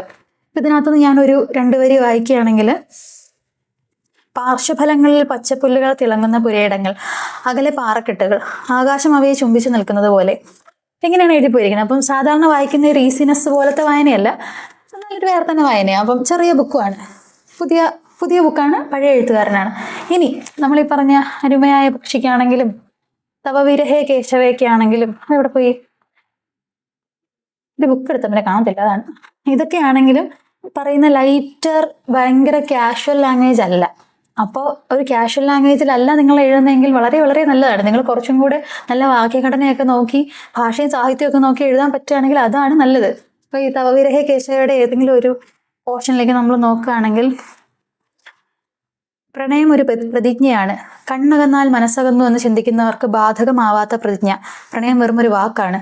അപ്പോൾ ഇതിനകത്തിലെ നറേഷൻ നിങ്ങൾ ശ്രദ്ധിച്ചോ? നമ്മളിപ്പോൾ ഒരു സാധാരണ എഴുത്ത് പുസ്തകം പോലെ അല്ല. അപ്പോൾ എങ്ങനെയാണോ നിങ്ങൾക്ക് പറ്റുന്ന കപ്പാസിറ്റിയിൽ എഴുതുക, അവിടെ നിന്ന് അപ്ഗ്രേഡ് ചെയ്യുക, അത്രയേ ഉള്ളൂ. അത്രയൊക്കെ ചോദ്യങ്ങളാണ് വന്നിട്ടുള്ളത്. പിന്നെ എനിക്ക് ഇൻസ്റ്റഗ്രാമിൽ കുറേ ചോദ്യങ്ങൾ വന്നതിനകത്തിൽ ഇപ്പോൾ ഓതർ കോച്ചിങ്ങിനെ കുറിച്ചും പ്രൂഫ് റീഡിങ്ങിനെ കുറിച്ചൊക്കെ ചോദിക്കുന്ന ആൾക്കാരുണ്ട്. പിന്നെ എൻ്റെ വീഡിയോയുടെ താഴെ വന്നിട്ട് ഇതൊക്കെ പറയാൻ നിങ്ങൾ ആരാന്ന് കമൻറ്റ് ചെയ്യുന്നവരും ഉണ്ട്. അപ്പോൾ ഞാൻ ആരോടും നിർബന്ധിച്ച് ഓതർ കോച്ചിങ് എടുക്കാനൊന്നും പറയുന്നില്ല. ഞാനിപ്പോൾ ഓഗസ്റ്റ് 15-ന് സ്ത്രീകൾക്ക് വേണ്ടിയിട്ട് ഒരു ഫ്രീ റൈറ്റിംഗ് വർക്ക്ഷോപ്പും ചെയ്യുന്നുണ്ട്. അത് ചെയ്യാനുള്ള കാരണം തന്നെ, ഞാൻ ഓതർ കോച്ചിങ്ങിൽ ഇരിക്കുമ്പോൾ, ഓതർ കോച്ചിങ് എന്ന് പറഞ്ഞു കഴിഞ്ഞാൽ ഞാനും എൻ്റെ ക്ലയൻറ്റും കൂടെ 1 to 1 നമ്മൾ മാത്രമേ ഒരു ഓൺലൈൻ പ്ലാറ്റ്ഫോമിൽ ഇരുന്നിട്ട്, ഗൂഗിൾ മീറ്റിലൊക്കെ ഇരുന്നിട്ട് അവരുടെ റൈറ്റിങ്ങിലുള്ള പ്രശ്നങ്ങൾ നമ്മളോട് ഷെയർ ചെയ്യുമ്പോൾ അവരെവിടെയാണ് നിൽക്കുന്നതെന്ന് മനസ്സിലാക്കി അത് ബ്രേക്ക് ഡൗൺ ചെയ്ത് അവർക്ക് അതിൽ നിന്നൊരു മുന്നോട്ട് പോകാനൊരു സൊല്യൂഷൻ കണ്ടുപിടിച്ചു കൊടുക്കുന്ന പരിപാടിയാണ് ഓതർ കോച്ചിങ്. അങ്ങനെയാണെങ്കിൽ പറയാം. അതിൽ എനിക്ക് വന്ന ക്ലയൻസിൽ മെയിൽ ആൻഡ് ഫീമെയിൽ ക്ലയൻസ് ഉള്ളതിൽ എനിക്ക് പേഴ്സണലി മനസ്സിലായത്, മെയിലായിട്ടുള്ള ക്ലയൻസിന് ഒത്തിരി ചോദ്യങ്ങളുണ്ട്, അവർക്ക് കുറേ കാര്യങ്ങൾ അറിയാം, കുറേ കൺഫ്യൂഷൻസ് ഉണ്ട്. അവർ ഒത്തിരി കാര്യങ്ങളായിട്ടാണ് വരുന്നത്. 1 മണിക്കൂറൊക്കെ എപ്പോഴും നമുക്ക് തികയാതെ വരും സെഷനകത്തിൽ. 1 അവർ കഴിഞ്ഞിട്ടും ഇങ്ങനെ തീർന്നിട്ടില്ല, അവർ ചോദിച്ചുകൊണ്ടിരിക്കുന്നുണ്ടാവും ഒത്തിരി കാര്യങ്ങൾ. തിരിച്ച് ഫീമെയിൽ ക്ലയൻസിൻ്റെ കേസ് വരുമ്പോൾ എനിക്ക് തോന്നുന്നു നമ്മൾ പെൺകുട്ടികളെ വളർത്തിയതിൻ്റെ നമ്മൾ ഒത്തിരി സോഷ്യലി കണ്ടീഷൻഡ് ആണ്. നമുക്ക് ചോദ്യം ചോദിക്കാനൊക്കെ ഒത്തിരി നമ്മളെ റെസ്ട്രിക്റ്റ് ചെയ്യുന്ന സാഹചര്യങ്ങളൊക്കെ ആയിരിക്കും നമ്മൾ പലയിടത്തും വളർന്നു വന്നിട്ടുള്ളത്, വീട്ടിലും പുറത്തും ഓഫീസിലും കോളേജിലും ഒക്കെ. അപ്പം അതിൻ്റെയൊക്കെ ഭാഗമായിട്ട് എഴുത്തിലേക്ക് വരുമ്പോൾ പോലും ചില സ്ഥലങ്ങളിൽ എത്തിയിട്ട് എൻ്റെ ഒരു ക്ലയൻ്റ് ഉണ്ട്, നന്നായിട്ട് എഴുതും, പക്ഷേ ഞാൻ അവരോട് ഒത്തിരി തവണ പറയേണ്ടി വന്നു, നിങ്ങൾ നന്നായി എഴുതുന്നുണ്ട്, വളരെ നന്നായിട്ടുണ്ട്, അവർ വിശ്വസിക്കുന്നില്ല. അപ്പം ആ ഒരു സെൽഫ് ലിമിറ്റിംഗ് ബിലീഫ് ഉണ്ട്. അപ്പം അതൊക്കെ അങ്ങനത്തെ ഒത്തിരി കാര്യങ്ങൾ ഫീമെയിൽ ക്ലയൻസിന് ഞാൻ പൊതുവായിട്ട് കാണാൻ തുടങ്ങി. ഒരു 20 മിനിറ്റ് കഴിയുമ്പോൾ ഇവർക്ക് ചോദ്യങ്ങളൊന്നും ഉണ്ടാവില്ല. ഞാൻ പിന്നെ അവരെ ബ്രേക്ക് ഡൗൺ ചെയ്ത് മനസ്സിലാക്കിച്ച് കൊടുക്കുകയാണ്, നിങ്ങൾ ഇവിടെയാണ് സ്റ്റക്കായിരിക്കുന്നത്. ചോദ്യങ്ങൾ ചോദിക്കാൻ ഇല്ലാതാവുക, അല്ലെങ്കിൽ ചോദ്യങ്ങൾ ചോദിക്കാൻ റെസ്ട്രിക്റ്റ് ചെയ്ത് മനുഷ്യന്മാർ വേറൊരു രീതിയിൽ കണ്ടീഷൻഡായിട്ട് മാറിപ്പോവുക. അപ്പം നമ്മൾ എന്ത് പറഞ്ഞു കൊടുത്താലും അവർ ചെയ്യും. എനിക്ക് അങ്ങനെ പറഞ്ഞു കൊടുക്കേണ്ടതില്ല. അതായത് ഞാനിപ്പോൾ ഒരു സ്ട്രക്ചർ പറഞ്ഞു കൊടുത്തിട്ട് ഇങ്ങനെ എഴുതൂ എന്നൊന്നും പറയാറില്ല. നിങ്ങൾ എവിടെ നിൽക്കുന്നത്, നിങ്ങളുടെ ഒരു വേ ഓഫ് റൈറ്റിംഗ് എന്താ എന്നൊക്കെ മനസ്സിലാക്കിയിട്ടാണ് നമുക്ക് അവരെ ഹെൽപ്പ് ചെയ്യാൻ പറ്റുക, അല്ലേ? നമ്മൾ ഒരാളുടെ രീതിക്ക് അനുസരിച്ചിട്ടല്ലേ അവരെ ഹെൽപ്പ് ചെയ്യേണ്ടത്. അപ്പോൾ അതും കൂടി മനസ്സിലാക്കിയിട്ടാണ് ഞാനൊരു ഫ്രീ റൈറ്റിംഗ് വർക്ക്ഷോപ്പ് സ്ത്രീകൾക്ക് കൊടുക്കാം. കാരണം ഒത്തിരി കാര്യങ്ങൾ അവർ സ്റ്റക്കാണ്, ഒത്തിരി കാര്യങ്ങൾ അവരെപ്പോലും വിശ്വസിക്കുന്നില്ല. എനിക്ക് ഭയങ്കര പാവം തോന്നി. കാരണം ഒത്തിരി കഴിവുള്ള ആൾക്കാർ ഭയങ്കര സപ്രസ്ഡ് ആയിട്ട് ജീവിക്കുക, എഴുതാനൊക്കെ കഴിവുള്ള ആൾക്കാരെ. അങ്ങനെയാണ് ഞാൻ ആ ഡെസിഷനിലേക്ക് എത്തുന്നത്. ഞാനിത് പറഞ്ഞ എന്തിനാണെന്ന് വെച്ചാൽ, അപ്പോൾ ഓതർ കോച്ചിങ് എന്താണെന്നൊന്നും അറിയാത്ത ഒത്തിരി ആൾക്കാർ വന്ന് മോശം കമൻ്റൊക്കെ ഇട്ടിട്ട് പോകും. അല്ലെങ്കിൽ നമ്മൾ പ്രൂഫ് റീഡ് ചെയ്യുന്നത്, കറക്റ്റ് ചെയ്യുന്നതിലൊക്കെ എന്ത് വ്യത്യാസമാണ് ബാക്കിയുള്ളവരിൽ നിന്ന് നമ്മൾ ചെയ്യുന്നതെന്ന് അറിയാത്ത ആൾക്കാർ വന്ന് കമൻറ്റ് ചെയ്തിട്ട് പോകും. അപ്പോൾ ഞാൻ പറഞ്ഞില്ല, ഞാനൊരു ഡിപ്ലോമ ചെയ്തിട്ടുണ്ട്. എന്നെ സ്ഥിരമായി കേൾക്കുന്നവരാണെങ്കിൽ അറിയാം, diploma in anti caste mental health practices എന്ന് പറഞ്ഞിട്ട് അതിൻ്റെ ഒരു വീഡിയോ ഞാൻ എടുക്കാൻ വേണ്ടി എടുത്തു വെച്ചു. ഇന്നിപ്പോൾ ഇതുകൂടെ കഴിയുമ്പോഴത്തേക്ക് എൻ്റെ തൊണ്ട തീരുന്നതുകൊണ്ട് ഞാൻ ഇന്ന് എടുക്കുന്നില്ല. അപ്പം അതിൻ്റെ നോട്ട്സ് മാത്രമായിട്ട് ഈ ഒരു ബുക്ക് ഫുള്ള് ഞാൻ ആ ക്ലാസ്സിലിരുന്നതാണ്, ഡിപ്ലോമയുടെ ക്ലാസ്സിലിരുന്നതാണ്. ഈ ഒരു ഡയറി മൊത്തം അപ്പോൾ അതിൻ്റെ പകുതി വരെ എന്തോ ആണ് ഞാൻ നോട്ടുണ്ടാക്കി വീഡിയോയ്ക്ക് വേണ്ടി എടുത്തു വെച്ചിരിക്കുന്നത്. അതിന് ചെയ്യണമെങ്കിൽ എനിക്കൊരു 1 hour കൂടി സംസാരിക്കാനുള്ള എനർജി വേണം. ഞാൻ പറഞ്ഞത് ഇതിനകത്ത് ഞാൻ ഈ ക്ലാസ്സിനകത്ത് ഇരുന്ന് കഴിഞ്ഞപ്പോഴാണ് ഒത്തിരി കാര്യങ്ങളിൽ പൊളിറ്റിക്കൽ അവയർനെസ്, പൊളിറ്റിക്കലി കറക്റ്റ്നെസ് ഉണ്ടല്ലോ, എഴുത്തിനകത്തിലെ പൊളിറ്റിക്കൽ കറക്റ്റ്നെസ്സിൻ്റെ ഒരു ആവശ്യകത അത് ഞാൻ മനസ്സിലാക്കുന്നത്. അത് മനസ്സിലാക്കുന്ന ഒരു മനുഷ്യൻ എന്ന നിലയ്ക്ക് പ്രൂഫ് റീഡ് ചെയ്യുമ്പോൾ അതൊക്കെ എൻ്റെ തലയിലുണ്ടാവും. അപ്പോൾ ഞാനതൊക്കെ എഴുത്തുകാരനോട്, എൻ്റെ അടുത്ത് വരുന്ന ക്ലയൻറ്റിനോട് പറയാറുണ്ട്, ഈ ഏരിയ നിങ്ങൾക്കൊന്ന് മാറ്റി എഴുതിയാൽ നല്ലതായിരിക്കും. അപ്പോൾ അത് മനസ്സിലാവുന്ന ആൾക്കാരുണ്ട്. അത് മാറ്റി എഴുതുമ്പോൾ ഉണ്ടല്ലോ, സൊസൈറ്റിയിൽ ഒത്തിരി വായനക്കാർക്ക് നമ്മൾ എന്ന് വെച്ചാൽ അവർക്കൊരു ഇൻക്ലൂസീവ്നെസ് തോന്നും, അവരെയും കൂടി ഉൾപ്പെടുത്തിയിട്ടുണ്ട്, പരിഗണിച്ചിട്ടുണ്ട്. ഇപ്പോൾ ഫോർ എക്സാമ്പിൾ ഇപ്പം ചാന്തുപൊട്ട് സിനിമ ഇന്ന് ഇറങ്ങിയിരുന്നെങ്കിൽ എനിക്ക് തോന്നുന്നില്ല അത് ഇന്നത്തെ മറ്റേ സമൂഹത്തിൻ്റെ ലെവലിൽ അത് അക്സെപ്റ്റ് ചെയ്യപ്പെടുമെന്ന്. അന്ന് ഇറങ്ങിയത് ഒത്തിരി അവരെ കളിയാക്കിക്കൊണ്ടൊക്കെയല്ലേ, ട്രാൻസ്ജെൻഡർ മനുഷ്യന്മാരെ അല്ലെങ്കിൽ ഒരു പ്രത്യേക വിഭാഗം മനുഷ്യന്മാരെ പരിഗണിക്കാതെ അവരെ കളിയാക്കിക്കൊണ്ടല്ലേ അത് ഇറങ്ങിയത്. അന്നത്തെ സാഹചര്യത്തിന് മനുഷ്യന്മാർക്കും കാണുന്നവർക്കും ഇത്രയും ബോധമില്ല, ചെയ്യുന്നവർക്കും ഇല്ല. അപ്പോൾ അത് ഓക്കെ, അങ്ങനെ പോയി. പക്ഷെ ഇപ്പം അങ്ങനെയല്ല. അതുപോലെ തന്നെ എഴുത്തും. അപ്പം ഇപ്പം നിങ്ങളൊരു ക്യാരക്ടറിനെ ഫോം ചെയ്യുമ്പോൾ ഒരുപാട് കാര്യങ്ങളിൽ പൊളിറ്റിക്കൽ കറക്റ്റ്നെസ് നമുക്കറിയാവുന്ന ലെവലിൽ ഉറപ്പ് വരുത്തേണ്ടതുണ്ട്. നമുക്കറിയാത്ത ലെവലാണെങ്കിൽ നമുക്കത് പഠിച്ച് ക്ലിയർ ചെയ്ത് ലേൺ ചെയ്ത് മുന്നോട്ട് പോകാം. അപ്പം അങ്ങനത്തെ കുറേ കാര്യങ്ങൾ എനിക്ക് അറിയാം എന്നുള്ളത് എൻ്റെ ഒരു കോൺഫിഡൻസും കൂടിയാണ്. അപ്പോൾ അങ്ങനത്തെ കാര്യങ്ങളും പ്രൂഫ് റീഡിങ്ങിലൊക്കെ ഞാൻ അപ്ലൈ ചെയ്യാറുണ്ട്. സോ ദാറ്റ് ഇതൊക്കെ ചേർത്തിട്ടാണ് നമ്മൾ പറയുന്നത് ഇന്ന കാര്യങ്ങളൊക്കെ ശ്രദ്ധിക്കായിരുന്നു. അപ്പം നമ്മുടെ ക്രെഡിബിലിറ്റി അതൊക്കെയാണ്. ഈ പറയുന്ന ബോധമുള്ള ഒരു മനുഷ്യൻ എന്നതും കൂടിയാണ് നമ്മുടെ ക്രെഡിബിലിറ്റി എന്ന് പറയുന്നത്. അല്ലെങ്കിൽ ലേൺ ചെയ്യാനും മുന്നോട്ട് പോകാനും തെറ്റുകൾ ഉണ്ടാകുമ്പോൾ തിരുത്താനും സജഷൻസ് എടുക്കാനും വില്ലിങ് ആയിട്ടുള്ള ഒരു മനുഷ്യൻ എന്നതും കൂടിയാണ് നമ്മുടെ ക്രെഡിബിലിറ്റി. സോ അത്രയേ ഉള്ളൂ. അപ്പം ഓതർ കോച്ചിങ്ങോ പ്രൂഫ് റീഡിങ്ങോ റിലേറ്റഡ് ഡൗട്ട്സ് എന്തെങ്കിലും ഉണ്ടെങ്കിലും കമൻറ്റ് ചെയ്യുക, റിപ്ലൈ ചെയ്യാം. എൻ്റെ എനർജിയും ശബ്ദവും പോയിക്കൊണ്ടിരിക്കുന്നു. അപ്പോൾ ഓൾമോസ്റ്റ് എല്ലാ ക്വസ്റ്റ്യൻസും കവർ ആയെന്ന് വിചാരിക്കുന്നു. Thank you for watching. എന്തെങ്കിലും ഡൗട്ട്സ് ഉണ്ടെങ്കിൽ കമൻറ്റ് ചെയ്താൽ മതി. എന്തെങ്കിലും സജഷൻസ് ഉണ്ടെങ്കിലും കമൻറ്റ് ചെയ്താൽ മതി. ബൈ.